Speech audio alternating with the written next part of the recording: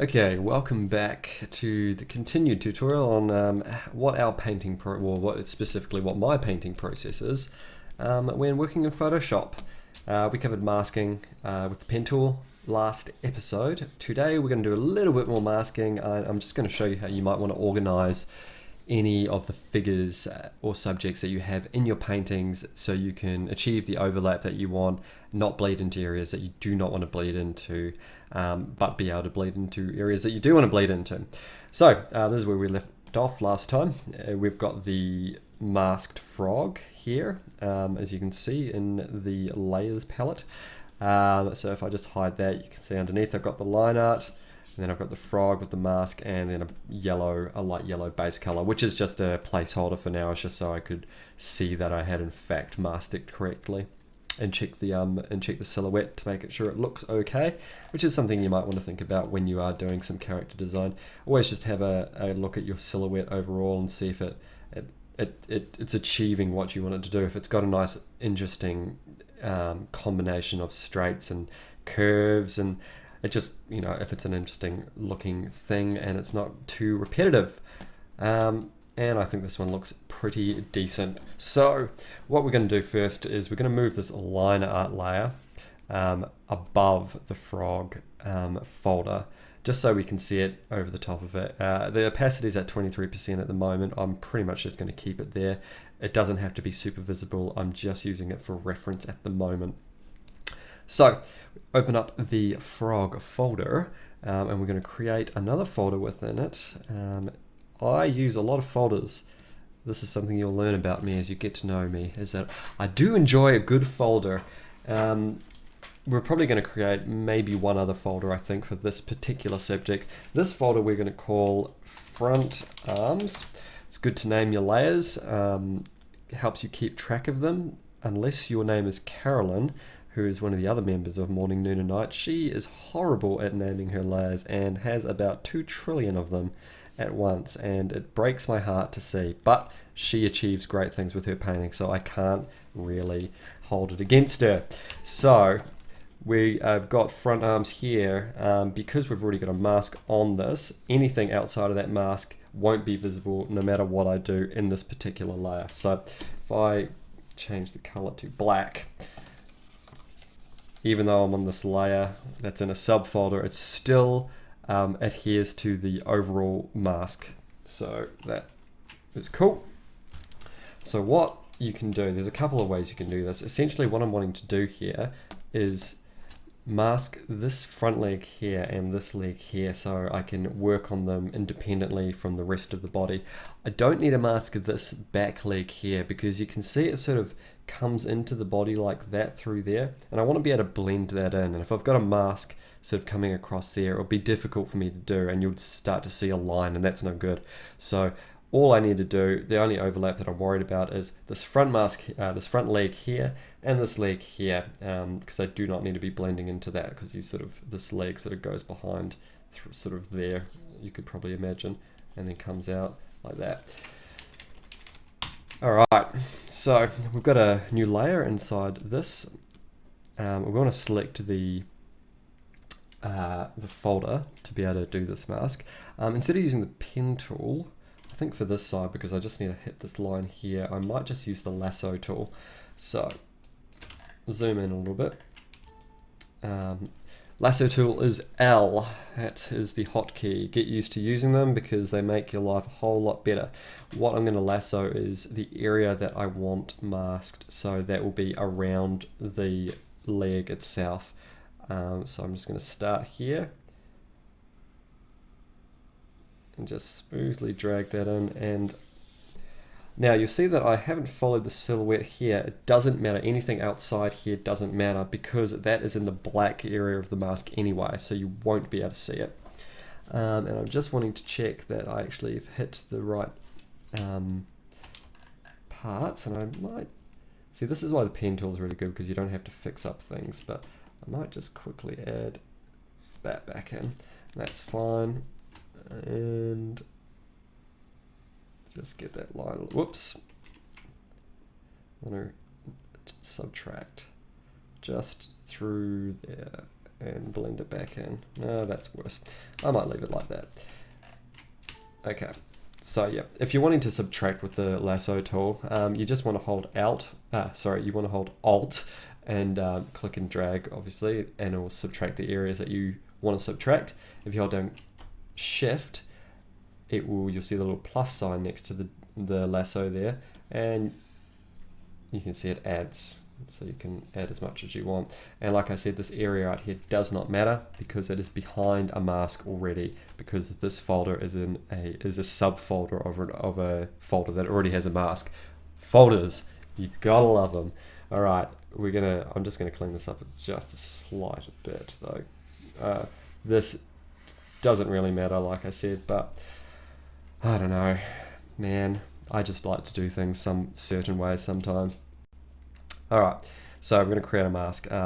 We've got the selection correct. We've selected the folder. We click the mask button. Boom. You can see that it's got a mask there. Now, because this layer here is inside the front arms layer, yes it is, inside the front arms folder rather, you can see that when I paint on it, it does not go into this area. Even though it's in this folder with the mask, it stays within the leg, which is great. So now I can just edit the leg without hitting the body too much. And it just helps to quickly check that that looks good. Yeah, it looks pretty good. This area here, it's not 100% perfect, but I might fix that up a little bit later. It's probably not very interesting watching me do this. That's why you want to use the pen tool. It should be your best friend. So, speaking of the pen tool being your best friend, let's use it a little bit more, because this is a bit more of a complex shape. It's got some curves going all over the job, and I want to get it nice and tight going through that. So we're just going to start. Where should we start? Doesn't really matter. I'm going to start. I'll start up here. This is a good spot. This is the spot I wanted to start at. So we're just going to follow around, remembering the 180-degree rule. Come across to here. That's sort of got a nice straight there. So I kind of want to put one there, and then just one at the end of that curve there. Now see, we've gone actually outside the mask.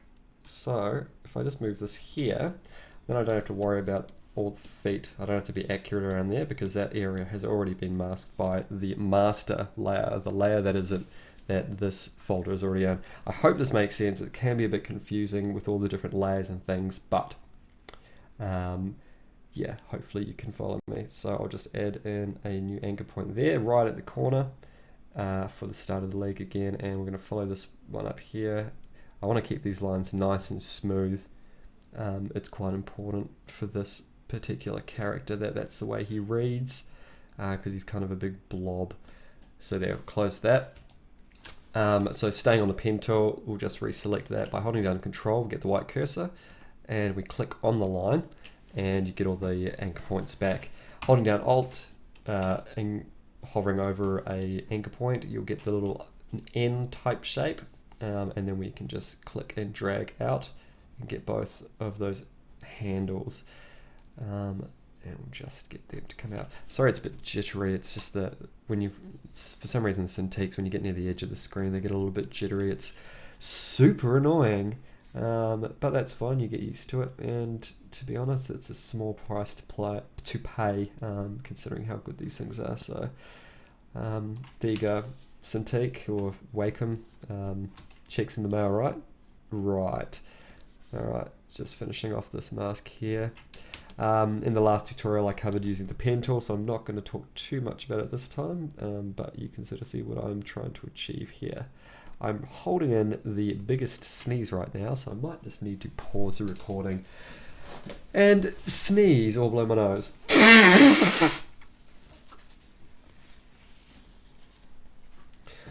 All right, so we've got that selection, that outline created correctly by the look. Just want to check that this part here is on the right spot, just so it's not clipping it. And see, you can see here, I want this anchor point to be right in the corner. If it's over here, then you're going to see a little bit of a jaggy edge when you're painting on it, and that will be super annoying.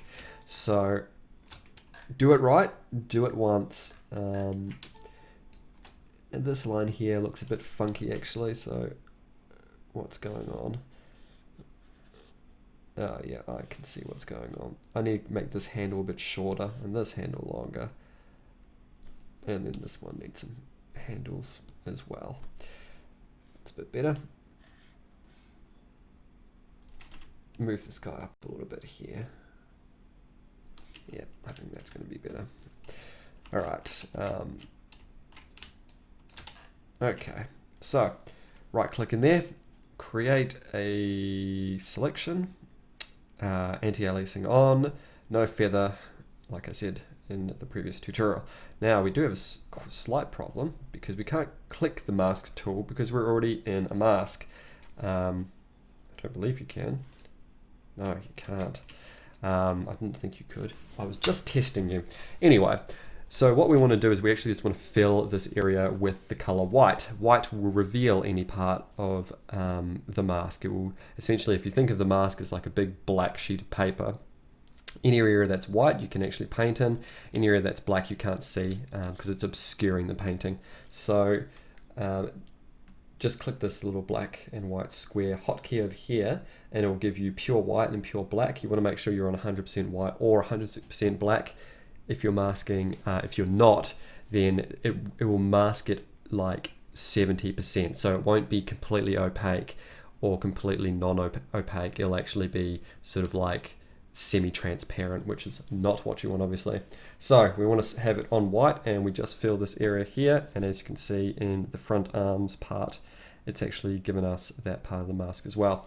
So then if I just Command D to deselect, go to my brush, we'll give it a color. So we'll just select, need to make sure that you're on a layer. If you've got the mask selected and you start painting, you're going to start changing the mask. So like I did with the fill, the bucket fill, you can actually paint in mask as well. I generally don't. If I need to fix up little bits and pieces, I might, but usually using a pen tool or selection tool will do the trick. So we'll go to this layer here. We will select a color that is easily visible, and there you go. Check that silhouette. Deselect the line. Yeah, that looks pretty good. And you can see here, this is what I was talking about. It's not super obvious, but it could become a bit of an issue. I'll fix that up. How am I going to fix that up? I might do it on this master. And we'll just go to white. Just like I was saying, I don't normally do this, but you want a hard edge brush. So I've got this 25 pixel brush, which has got just 100% hard edge. And we'll just go on with white. And there we go. Just fix that edge there. And it looks perfect. Don't let anyone tell you otherwise. So I'm just going to delete this layer and create a new one. That hasn't affected the mask at all. The mask is in fact still there. So if we just use that brush, oops, yeah, you can see that both those legs are masked separately. And that is going to make that so much easier to paint. So we might keep this one short. I should really be paying attention to the time as I'm recording these, but this is still part of the masking process. So before we go, I'm just going to show you one little masking technique to do with the eyes as well. Because they are spheres, it does make them slightly easier to mask just with a lasso tool. So we're going to grab a circle lasso. If you just hold down and click over the lasso thing, you can select a, sorry, this isn't a lasso, this is a marquee. You can select a circular marquee. These eyes aren't perfectly circle, they're actually a little bit sort of more elliptical, and I want to capture that still because I want this line here that sort of is showing some overlap, so the eyes are actually going into his skull a bit more. So the elliptical marquee is a bit funny. You kind of have to imagine that there's actually a bounding box sort of around the circle, so you can pull and drag and get the correct shape and size. So using the little cross here that I've got there, I'm just going to click at the top right corner, drag it across. And as you can see, I have not succeeded in doing this correctly, but do not fear. I'm just going to make it slightly smaller. What I'm going to do is select this layer that I've already created within the eyes subfolder, Click G. I'm just going to use a white fill it, and then click V, which is the move or cut and move tool. I'm just going to get it roughly into the position that I want, and then hit Command T or Control T, and just drag that edge there, and you can see, hit enter. You can see that's pretty much where I want to do it, and that's actually smoothed out that line a lot. So it's not a perfect circle. Kill that line art, you'll be able to see it's not a perfect circle. It's a little bit squashed around here and here, but it's exactly what I wanted. So what we're going to do is, in the eyes, to mask this area, I'm actually going to make a selection out of the sphere ellipse that I just created. So if you hold down the control key and you click on the preview of the layer in the layers palette, it'll create a selection again. So using that selection, I'm going to create a mask. So if I click on the eyes subfolder and then click mask, you can see that it's created a mask there, and I can create a new layer within that, and just switch to color so you can see what I mean. And there you go. Even if this other layer was hidden, it's still masked, which is great. So kill that layer, don't need it. And then we'll bring up the other layer, and we'll just do the same again, just with a fill. So create an ellipse. This is going to be a bit harder. As you can see, I've kind of done less of a good job here, but that's fine. I'm going to do it on another layer though, just quickly. Use a white fill. How is that not filling? Oh, it's because it's masked. You'd probably actually want to do both of the ellipses before you mask it, but because for the sake of showing you, it was just easier to do the one at a time. So I'm just going to drag this layer out so I can see what I'm doing out of our eyes subfolder, so it doesn't actually have a mask applied to it. Hit Command T, and we'll just move it into position. Might turn snapping off. There we go. Get that roughly on the line that I want. Now, the line art that I created is not gospel. You've got to keep that in mind. So feel free to, if you've got line art, unless your line art is just super amazing and you need to stay inside of it, feel free to go outside the lines, man. It's cool. So create a selection. We actually don't even need to have this layer inside this folder to create a selection and edit it. It's just created a selection using that as a reference, and then I can click that, and with the eyes subfolder selected, I can't use the masking tool again because there's already a mask applied. What I need to do is, with a pure white selected, I use the fill and just create a white fill there. And as you can see on the preview there, it has created a white circle in the mask. So then if I go into this layer that is inside of that, switch to a brush and a color that you can see. Whoops, need to deselect that. And is that in there? Yes, it is. There, and I need to delete this white layer so you can actually see what's going on. And goodness gracious me. All right, delete that layer, go into this layer, and you can see I've actually selected a bit that I do not want. So I can actually show you how to erase that while we're here, just with a hard edge brush. We're going to select black. We're going to select the the mask on the folder there, and we're just going to paint it out with the brush tool, just the normal old brush tool. And there you go. So now that's not affected by the mask at all. So if we go and use the brush tool again, but with that layer selected, not the mask selected, see, that doesn't do anything, and you can see it's not hitting any of that outside there. So that's fine. Delete that. Call this eye base. And then we want to make this eye base white. There you go. Boom. Easy as that. Starting to look like a frog already. we probably cover doing the local color and filling in the next tutorial. So I hope this one's been good for you as it has been for me. Just click like if you liked that little weird joke that I just told, and you should totally click subscribe and subscribe to our channel, and then you'll get more of these tutorials in the future. You can follow us on Tumblr as well. It's mnnproductions.tumblr.com, and that will point you to all the social media links, Twitter, etc.